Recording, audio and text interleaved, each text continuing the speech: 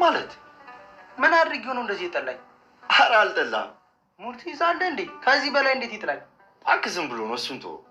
ዝም ብሎማ አይደለም። ኤላ ጥሩ ሰው ነው። እኔ ላስቀይመው አልፈልግም። ምን እንደሆነ ንገረኝ። ከሀና ፎንቃ ሳይገባለት አልቀረም። ምን? እንዴት? ምን ያስደነግጣል? ሀናን ቢወዳት ምን የሚያስደነግጥ ነገር አለ? አይ እንደዛ ይሆናል ብዬ ስላልገመትኩ ነው። ያመረክን ነው ግን ታዲያ አፍቅሯታል? አዎ እሷን ብሎ አይደለ እንዴ ከደሴ ድረስ እዚህ የመጣው? ቆይ እንዴት? እኔ ምን አውቄ? ታዲያ እኔ ምን አድርጌው ነው እንደዚህ ጠላኝ? ሀና ለአንተ ያደረገችው ነገር አበሳይቶታል። ማለት ሀናን አደረገችልኝ፣ እሱ ምን አገባው? ሀና ዋጋ የከፈለችልህ ስለምትወድ መስሎት ነዋ። ምን ታዲያ? እባክህ አትጩ። ሀናን የምትወስድበት ስለመሰለው ነው እንደዚህ የፈራው። ይሄንን ነው መፍራት? ምንድን ነው? ሀናን አስቀይሟት እንዳይሆን ብቻ። በደንብ አድርጎ ነው ያስቀይሟት። ምን አድርጊ ነው የሚላት ልጅቷን? አላበዛው? እንግዲህ አምላክ ከረዳው ጠዋትን የሀናን አግኝቼ ብዙ ነገር ነግሬያታለሁ። ምን ነገርካት?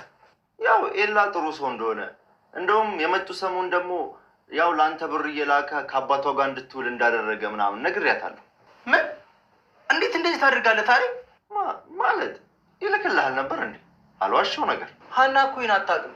ወይኔ ጀሩ፣ በቃ ሰው አታረገኝ። ሰላም ጤና ይስጥልን የቻናላችን ቤተሰቦች፣ በያላችሁበት ሰላማችሁ ይብዛ። ኖላዊ ድራማ ክፍል 30ን ይዘንላችሁ መጥተናል። ኖላዊ ድራማ እንግዲህ እያስተማረን ብዙ ነገሮችን እያሳየን ቀጥሏል ማለት ነው። ዛሬ እንግዲህ 30ኛው ኤፒሶድ ላይ እንግዲህ ሀኒና ኤልያስ ባለፈው ተጋጭተውን ነበር እንደተመለከት ነው። ምክንያቱም ኤልያስ ሀኒን ስላስቀየማት ሀኒን በጣም ተናዳበት ነበረ። እንደዛ ልትናገርን አይገባም። ቢገባህ ኑሮ አንተና ጓደኛ ልትሰራው የሚገባውን ስራ ነው እኔ የሰራሁት ብላ ያው እንግዲህ እሱን መጥፎ አድርጋለች። እሱ ያው ሀኒን ስለሚወዳት ነው እንደዛ አይነት ነገር የተናገረው።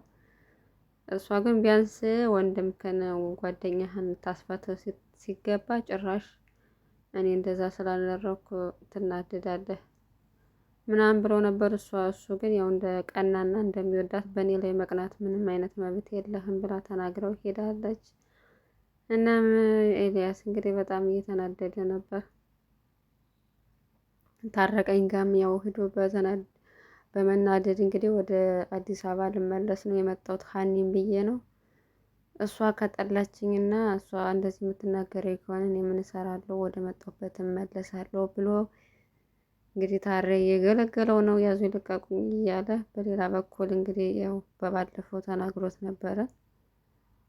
ያሲርን ሲመጣ ክፉ ምንም ሰላም ራሱ አላለውም። ልክ እንዳየው ነው ጥሎት የወጣና ያሲርም ጥያቄ ሆኖበታል። ለምንድን ነው የጠላኝ? ለምንድን ነው የማያናግረኝ? የሚለውን ጥያቄ ስለሆነበት ሊያናግረው ሂዶ ነበር። እሱ ግን ሊያናግረውን ፈቃደኛ አይደለም። ነው ጥፋተኛ እንደሆነ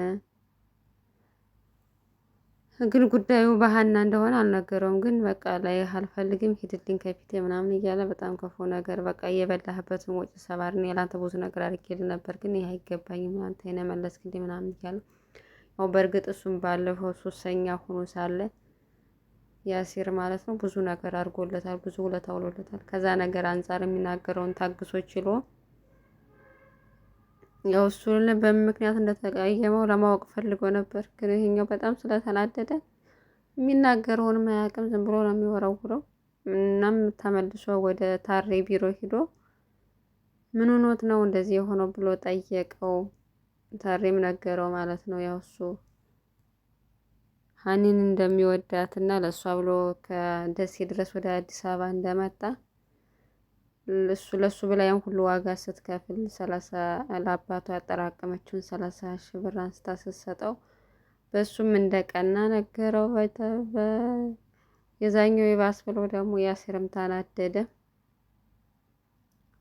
ሁሉም ነገር ለሀኒ እንደነገራት ባለፈው አባባ ኖላዊ ጋር ሲወል ራሱ እሱ ብር ሲልክለት እንደነበር ሁሉ ነግሬያታለሁ ብሎ ለሀኒ ተናገረና ያሲን በዚህ መንገድ በጣም ተናዷል።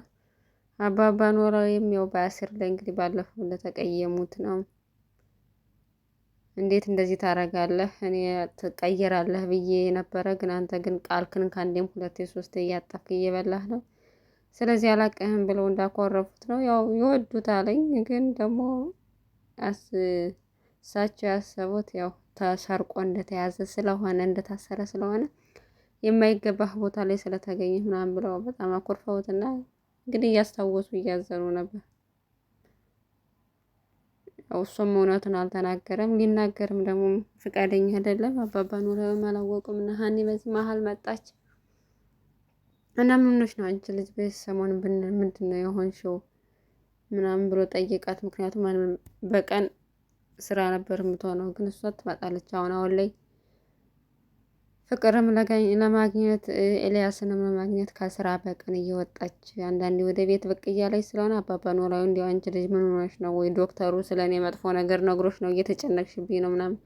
ኧረ አባዬ እንደሱ ብላ አታስብ፣ እኔ ምንም አላሰብኩም፣ እኔ ደህና ነኝ ምናምን አለችውና አብረው ተያይዘው ወደ ቤተ ክርስቲያን ሄዱ ማለት ነው ከሀኒ ጋር።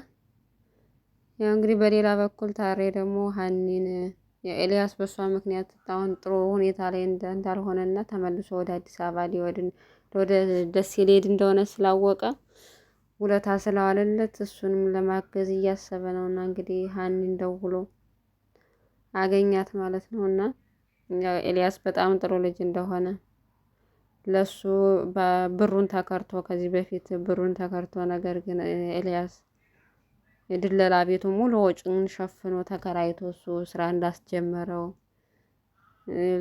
ለያሲርም ብር እየሰጠ ከአባቷ ጋር እንዲውል እንዳደረገው በጣም ብዙ መልካም ልጅ እንደሆነ ነገራት። ሀኒም ተጸጸተች። ሁሉ ስለማላቅ ነው እንደዛ የተናገርኩት፣ ሲናገረኝ ተናድጄ ነው ምናምን ብላ ሀኒም እንግዲህ ተጸጽታለች። ይቅርታ እንደምትለው ተስፋ እናደርጋለን። ግን ሁለታቸውም በእሷ ምክንያት ሊጋደሉ ነው። በጣም የሚዋደዱ ጓደኛሞች ነበሩ። ግን አሁን ያንኛውም ይወዳታል፣ ይሄኛውም ይወዳታል። አጣብቂኝ ውስጥ ገብቷ እንግዲህ ጦርነቱ ሊጀመር ነው። ያው ወደ ደሴ ቢመለስ ኤልያስ ይሻል ነበር። ያው እሱ ለዚህ ድራማ ውስጥ መኖሩ ያን ያክል ነው። ያሲር ነው በጣም የሚያስፈልገው ለዚህ ድራማ ድምቀት ነው እሱ። ኤልያስ ግን ቢወጣ ደስ ይል ነበርና ሀኒ ከያሲር ጋር ብትሆን በእርግጥ እሱ እንደሚወዳት አታውቅም፣ በጭራሽ አልገመተችም። ያ ኤልያስ እንደሚወዳት ታውቃለች፣ ያሲር እንደሚወዳት ግን በጭራሽ አልገመተችም።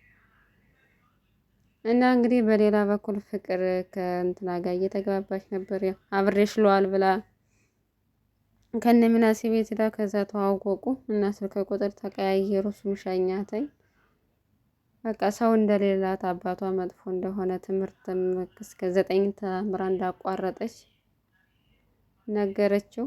እና ያው ጥሩ ልጅ ነው ምናሴም። ስልክ ቁጥር ተቀያይረው እየተደዋወሉ እየተገናኙ ነው። እና አንተ ወንድም ሆነኝ፣ ሀና እህት ትሆነኛለች፣ ያሲርም ወንድም፣ እናንተን ማጣት አልፈልግም። ቤት ውስጥ ሰው ሳላወራ ራሱ ብዙ ጊዜ የምቀመጥበት ጊዜ የምውልበት ጊዜ አለ። በቃ ሰው ይናፍቀኛል።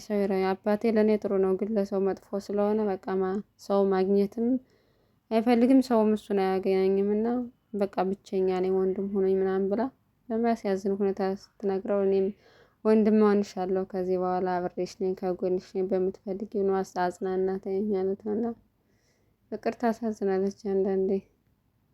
በቃ ትምህርት የላት ወይ በዚህ ልጅነቷ ትምህርቷን አቋርጣ ወይ ስራ የላት ወይ ምን የላት። በቃ አባቷ አንዳንድ ቦታዎች ሲሄድ እንደዚህ የተደበቀች ታገኛቸዋለች። እና እንግዲህ ያሲርም ሀኒ ትቀየመኛለች ስለዋሸዋት ምናምን ብሎ ተናዶ እንግዲህ ፍቅር ወደ እሱ ስትሄድ አባባ ኖላዊ ጋር ቆይታ ወደ እሱ ስትሄድ እንግዲህ በቁጣ ስሜት ነው የተጠበና ሰላም ስትለው ራሱ የምታረጊ መጣሽ ምናምን እያለ እየተቆጣት ነበር እሷ። እና በሀኒ ስለተናደደ መጥፎ ቃላት ድጋሚ ዓይንሽን ማየት አልፈልግም፣ አንቺ ፍቅር ይዞ ስለማታይ አይገባሽም ምናምን እያለ በጣም እየጮኸባት ነበር። እና እሷ ማዝናለች። ምክንያቱም እሱ በተናደደ ቁጥር ከፊቱ ያገኘውን ሰው ላይ ነው የሚናገራት። ባለፈውም እንደዚህ ያስከፋትኝ በእንጀራ አባቷ ተናዶ እባክህ ይጎዳሃል ከሱ ራቅ ምናምን ስትለው በቃ አንቺ እሱ ልኮሽ ነው ምናምን ብሎ ተናደደና ለራሷ ልቦ የተሰበረች በጣም የተጎዳች ሴት ናት። እሱ ደግሞ በተናደደ ቁጥር እየሄደ እሷ ላይ እየጮኸ ልቧ ይሰበራል። ደግሞ ድጋሚ ያው ይታረቃታል፣ ግን ለጊዜውም ቢሆን ልቧ ይሰበራል። ለራሷ ሰው የሚያስፈልጋት ልጅ ናት። ታሳዝን፣ ምርጥ ልጅ ናት ፍቅር። እና እንግዲህ የዛሬው ክፍል እዚህ ላይ ነው ያለቀው። በቀጣይ ክፍል ዘንላችሁ እስከምንመጣ በያላችሁበት ሰላማችሁ ይብዛ። ቪዲዮ ላይክ፣ ሸር፣ ሰብስክራይብ በማድረግ ተባበሩን። እናመሰግናለን። በያላችሁበት ሰናይ ጊዜ ተመኘንላችሁ። ቻው